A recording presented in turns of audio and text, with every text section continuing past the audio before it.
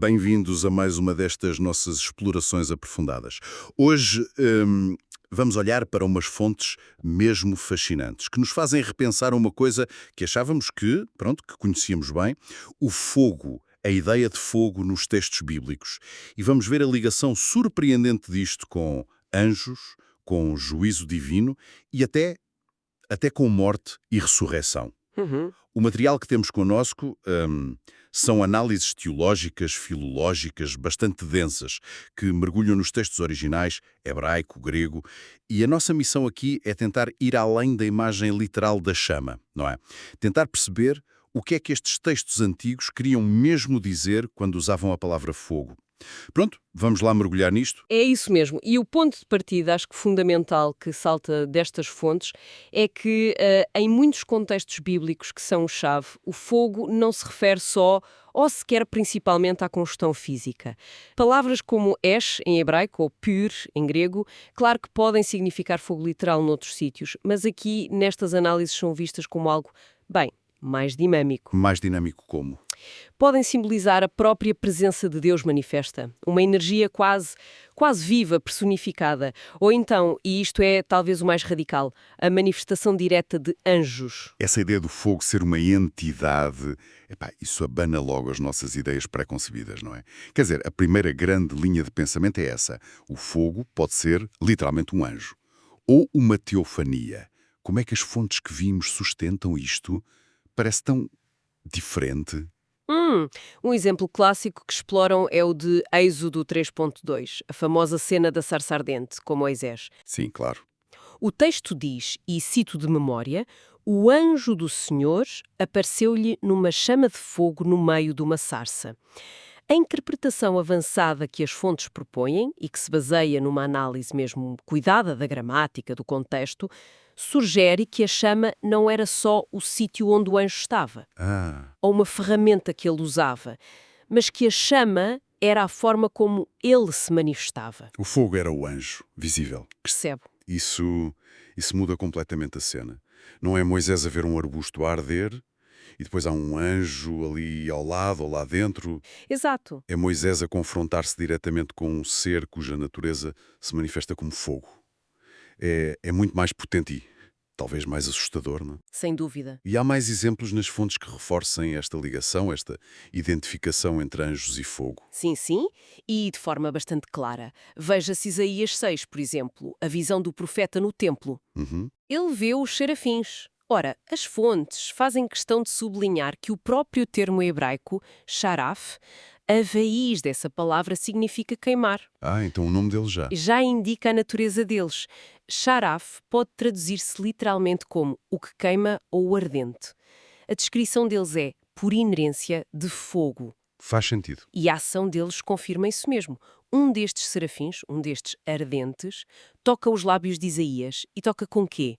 Com uma recipa, em hebraico, que a Septuaginta, a tradução grega antiga, verte como antrax zosa. Antrax zosa. Uma brasa viva. Exatamente, uma brasa viva ou carvão vivo. Tirado do altar. Quer dizer, a natureza destes seres é fogo. E o contacto deles, como havemos de ver melhor mais à frente, tem um poder transformador enorme, ligado à purificação, sim, mas até à vida. A ideia central é mesmo esta, são seres ígneos. Ponto. Certo. Esta ideia de seres que são, na sua essência, fogo, é fundamental para o que se segue. E pegando nisso, as fontes que analisamos não ficam só pela descrição, pois não. Elas ligam esta natureza de fogo a conceitos como juízo e purificação. Ou seja, não são só visões espetaculares. São interações com consequências bem reais. Correto. É aqui que a interpretação ganha outra camada. O conceito conhecido de batismo de fogo, por exemplo, Sim. é reinterpretado nestas análises. Deixa de ser só uma metáfora para uma provação, para perseguição. As fontes sugerem que pode mesmo referir-se a um encontro real, a uma interação substancial, transformadora, com estas entidades vivas, ardentes. Uhum. Isto há uma dimensão quase ontológica, não é? Uma seriedade palpável à ideia de juízo divino, de purificação. Não é só passar por dificuldades, é ser tocado por este fogo divino ou angelical. É uma perspectiva que, de facto, intensifica muito essas passagens. E as fontes chegam a explorar, tipo, o lado negativo disto. Uma versão corrompida, negra, destas forças de fogo, talvez no Apocalipse. Sim, essa é uma linha interpretativa bastante específica que aparece no material que vimos. Sugerem que figuras como o dragão, as duas bestas do Apocalipse, podem ser entendidas como corrupções, como formas decaídas destas mesmas potências ardentes, que originalmente estavam ligadas a Deus. Mas agora aparecem como oposição. Exatamente. Agora aparecem ligadas ao juízo final, mas do lado da oposição a Deus, como veículos da ira divina ou talvez como poderes autónomos em rebelião. E como é que fundamentam isso mais concretamente? Mencionam figuras históricas? Ou algo assim? Sim, as fontes que analisamos chegam a propor correspondências que são, diga-se, controversas, com figuras históricas específicas, da dinastia herodiana. É sério. Sim, argumentam com base em paralelos que vêem nos textos de poder, perseguição, blasfémia, que estas figuras do Apocalipse poderiam ser vistas como representações de encarnações terrenas desses poderes caídos. E quem seriam?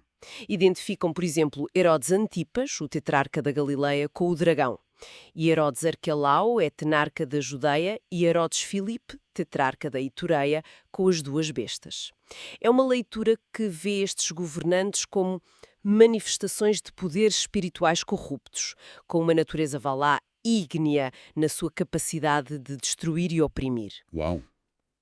Mas atenção, é importante sublinhar que esta é uma interpretação específica, detalhada nas fontes, que liga ao simbolismo cósmico a realidades políticas daquela época. Entendido é complexo. Mistura teologia, simbolismo, história.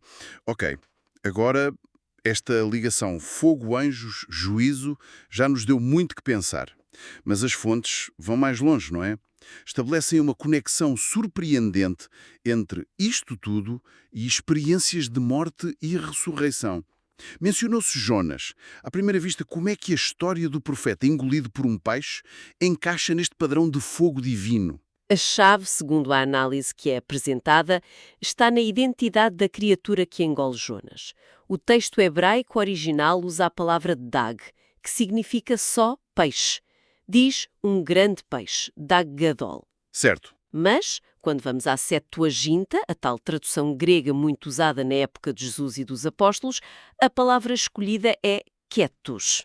Ketos? E aqui, segundo as fontes, está o ponto crucial. Porque ketos não é só peixe grande ou baleia. Tem um significado mais vasto. Exatamente. As fontes sublinham que ketos, no mundo grego antigo, e temos exemplos em Homero, diz Hesíodo, na iconografia da época, não se referia só a grandes mamíferos marinhos. Era muitas vezes usado para monstros marinhos, criaturas do abismo. Às vezes descritas com características assustadoras, olhos flamejantes ou associadas a uma natureza de fogo ou ctónica ligada ao submundo. Era uma palavra carregada de conotações mitológicas, de perigo, de poder primordial. Então, a interpretação que sai das fontes não é que Jonas foi só engolido por um animal, por muito grande que fosse, mas que ele pode ter interagido com uma entidade muito mais simbólica, um ketos com esta natureza quase de dragão ou de fogo. Sim. E que a experiência lá dentro foi uma espécie de provação ígnea. Uma transformação. É precisamente essa a sugestão interpretativa que a fonte explora em detalhe. Esta leitura do ketos como uma entidade que pode ter esta natureza ígnea ou ligada ao fogo primordial, reforça imenso o tema da morte e do renascimento que está na história toda. Não é só uma estadia desconfortável, é uma descida ao caos, ao poder que devora, talvez até um fogo metafórico, ou mesmo real, quem sabe. E o texto bíblico em si apoia esta leitura de morte e ressurreição de forma explícita. Bem explícita. Primeiro, o texto diz que Deus ordenou prosetaxen em grego ao ketos e este vomitou ou expulsou exebalan, Jonas em terra seca. As fontes chamam a atenção para este verbo grego, exebalan. Sim. É um verbo forte, lançar fora, expulsar. E apontam que este mesmo verbo é usado noutras passagens da Septuaginta, como em Ezequiel 29.5, para descrever o ato de lançar fora cadáveres, de expulsar mortos das sepulturas. Uau, que ligação. Exato. Esta escolha de palavra cria uma ressonância, uma ligação linguística muito forte entre a experiência de Jonas e a própria ideia de ressurreição. É fascinante como a escolha de uma palavra, numa tradução, pode abrir estas camadas todas de significado. E o próprio Jonas, ele descreve a experiência nesses termos. Sem dúvida. No cântico de agradecimento em Jonas 2:6, versículo 7, na Septuaginta, o profeta diz: Mas fizestes subir a minha vida da corrupção, cova. A palavra hebraica é shachaz, a grega é diathora. E mais importante ainda, tanto o hebraico como o grego usam explicitamente o par de verbos descer, subir. O katabaino, anabaino, em grego. Exatamente. E o Yaradalá, em hebraico, são termos técnicos usados muitas vezes na Bíblia para descrever a descida ao Sheol, ao mundo dos mortos, e depois a subida, o regresso à vida. Portanto, a narrativa apresenta a experiência no Ketos não como um aperto, mas como uma descida literal à morte e uma ressurreição. E a natureza potencialmente ígnea do Ketos, nesta leitura, seria o agente ou o ambiente desta transformação profunda. É incrível como uma análise filológica atenta, como a que as fontes apresentam, revela estas dimensões teológicas tão profundas num texto que parece simples à primeira vista. E agora voltando a Isaías, já falamos dele por causa dos serafins. Como é que a experiência dele se encaixa neste padrão de fogo, morte e ressurreição? No caso de Isaías 6, ele não é engolido, claro, mas a reação dele à visão da santidade de YHWH no templo é igualmente devastadora. Ele diz: Ai de mim, estou perdido. As fontes analisam a palavra grega usada na Septuaginta para descrever o estado dele. Katanenigmai. Katanenigmai. E o que significa isso, exatamente? É interpretado não como um simples sentimento de culpa, mas como algo muito mais físico, mais profundo, uma ferida ígnea, um colapso fisiológico quase fatal, uma espécie de morte simbólica causada pelo contacto avassalador com a santidade divina, que é descrita como um fogo vivo, consumidor. Portanto, a própria visão da glória de Deus age como um fogo que quase o destrói. É isso? Exatamente. A proximidade insuportável do sagrado provoca uma desintegração, um reconhecimento da própria finitude, da impureza, de uma forma muito visceral. E é neste ponto de colapso que o serafim, o ardente, intervém. Certo. E ele não vem só purificar Isaías do pecado que ele confessa, sou um homem de lábios impuros, ele age quase como um agente de reanimação divina.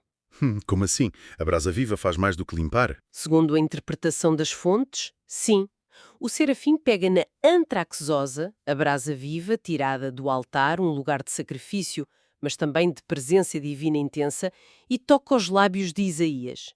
Este ato é visto como mais do que uma simples purificação simbólica. E o que então? É interpretado como uma transferência de vida divina, uma espécie de ressurreição comunicada através do fogo sagrado.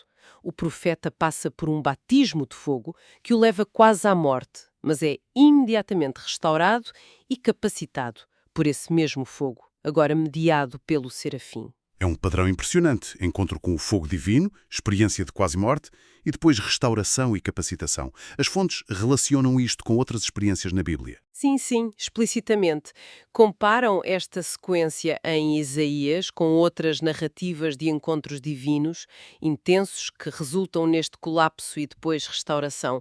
Mencionam, por exemplo, Atos 2, o derramamento do Espírito Santo com línguas como de fogo, que capacita os apóstolos, Sim. e também a experiência de João em Apocalipse 1:17, quando ele vê o Cristo glorificado, com olhos como chama de fogo, diz, caía a seus pés como morto, e depois é restaurado e comissionado por Jesus.